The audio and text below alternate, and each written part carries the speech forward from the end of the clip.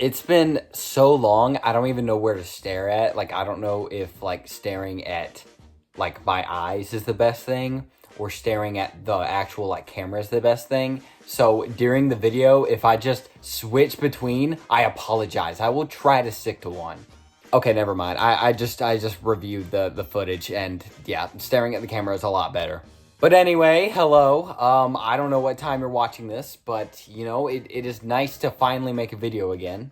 It's literally been so long, I feel awkward doing this again, so I'll have to like get in the motion. I don't know if this is gonna be like a regular thing again, or if this is gonna be a one-time thing and I'm gonna be gone for another like 3 or 4 years. So I guess we'll see. But anyway, enough of me being absent for way too long. Time for the video.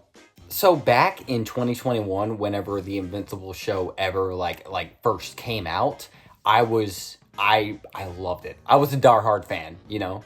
And whenever like season 2 came out, obviously I was an even bigger fan. And after season 2 dropped, I immediately went to go read the comics, like, online. But if you can't tell by the shelf right there, I love physical stuff. I love collecting stuff. So, right when I found out that the issues aren't too expensive by themselves, I figured why not start collecting them? I've always been a superhero guy, but I've never been a comic book guy, you know? So, it was really weird getting into it for the first time. But I gotta say, I love it. I would show you my entire comic book collection, but it really is nothing.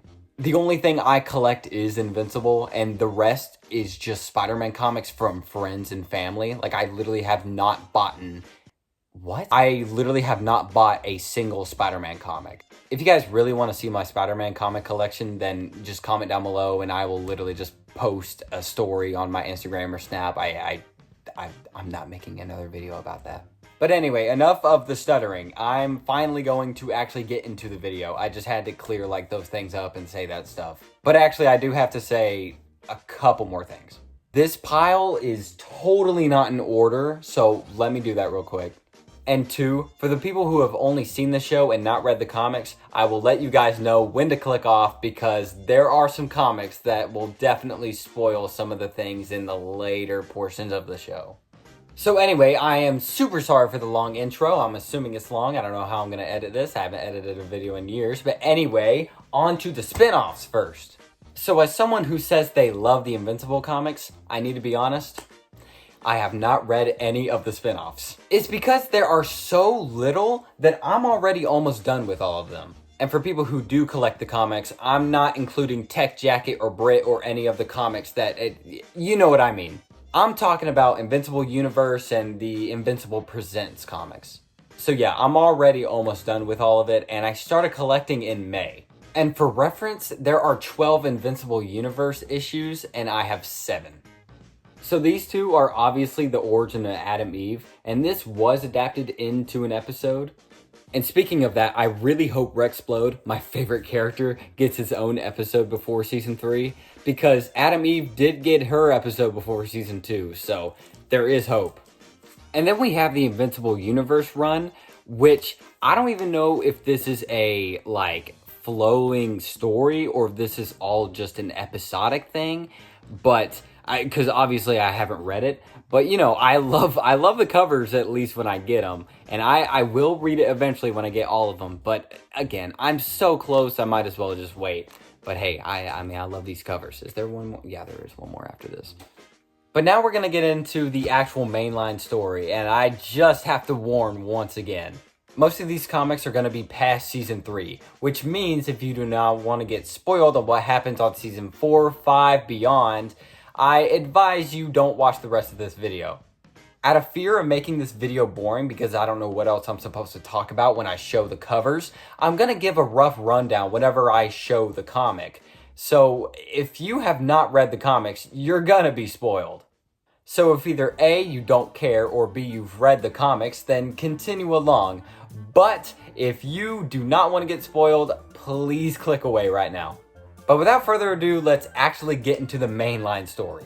So I actually do have one of the many reprints they've done of issue 1, but it's in my college dorm. I'm really hoping I have a photo. If I do, I will show it like right now, but if I don't, I apologize.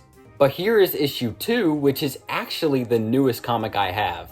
This comic only came out a couple months ago for a Comic-Con. I forgot which one. I'm assuming San Diego, but I'm not sure. But aside from issue 1, they don't do a lot of reprints. So when I found out this was coming out, I had to immediately get it.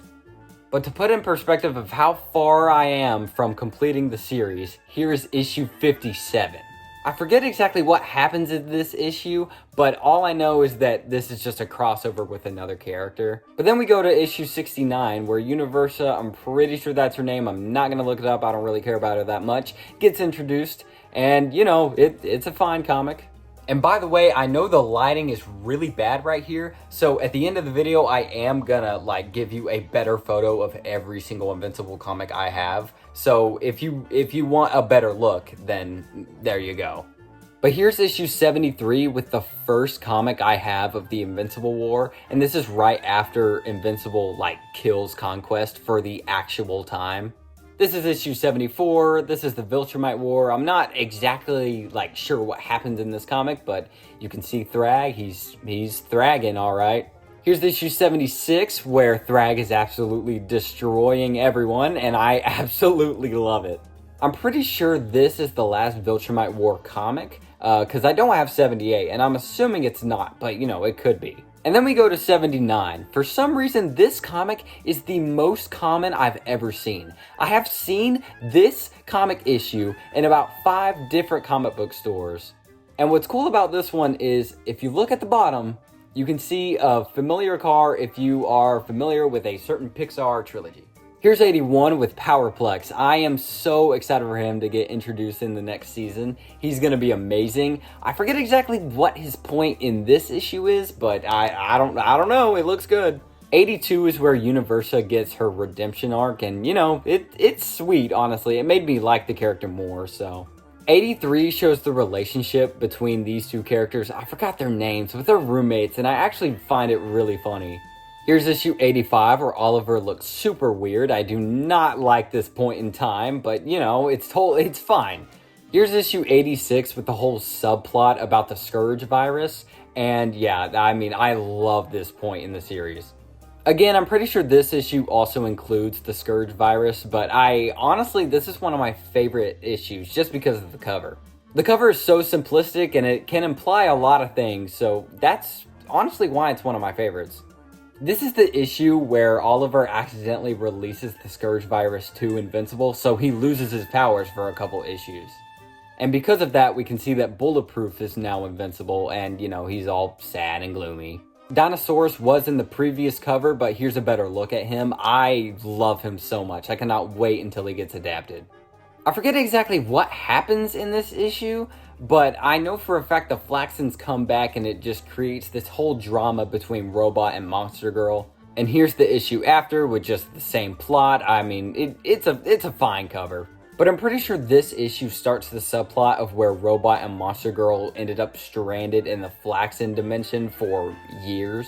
And then I'm pretty sure this is the one that gives us the most story about what they did in their time. And I love that with these issues, it made me hate Robot in about only 3. And then we jump to issue 101. I forget exactly what Eve is crying about, but you know, oh well. Issue 102 is one of my favorite covers too. I mean, just look at Thrag absolutely destroying Omni-Man. I love it. I'm not going to dive too deep into this, but that's Monster Girl and her son. This is the issue that made me absolutely hate Robot, and it's one of my favorite issues for that reason. Literally every single time I think of this comic, the last page is the only thing that I can think of. But this is the aftermath of Invincible getting betrayed by Robot and Robot killing another Invincible right in front of his eyes. So yeah, that's fun. Issue 111 is where Invincible comes back to our dimension and tells everybody the truth. But you know, Robot's too powerful. So in the next couple issues, Robot is just absolutely dominating everyone and kills a bunch of heroes, and it's insane. I cannot wait to see this in the show. Him betraying Invincible and all that made me hate him so much, but being able to stand toe-to-toe against all the Viltrumites is just like one of the coolest things he's ever done. I love this cover. I'm not exactly sure why the house is destroyed. I kind of forgot. I'm assuming it's something to do with Robot, but you know, there's Nolan and Debbie. And then I'm not gonna lie, the only reason why I got this comic was because 1, it was cheap, and 2, 117 is one of my favorite numbers. And then this is the last issue I have, issue 123. And in my opinion, it's the most unique out of all of them, considering at the very top, like, they did the format different and everything. So yeah, that's all of them I have. So that's all the Invincible comics I have. I apologize if it was super like weirdly edited or if it was awkward at any point. I'm trying to get better at this whole video thing again. It has been years. But to anybody who clicked on this video, if they left before because they didn't want to get spoiled, or to the people who stuck around to the very end, I much appreciate all of y'all. So now I'm going to take photos of every single comic and, you know, get them in better quality. So I don't know, I guess I'm done. Again, thank you so much for watching, and I will see you guys in the next video. Goodbye.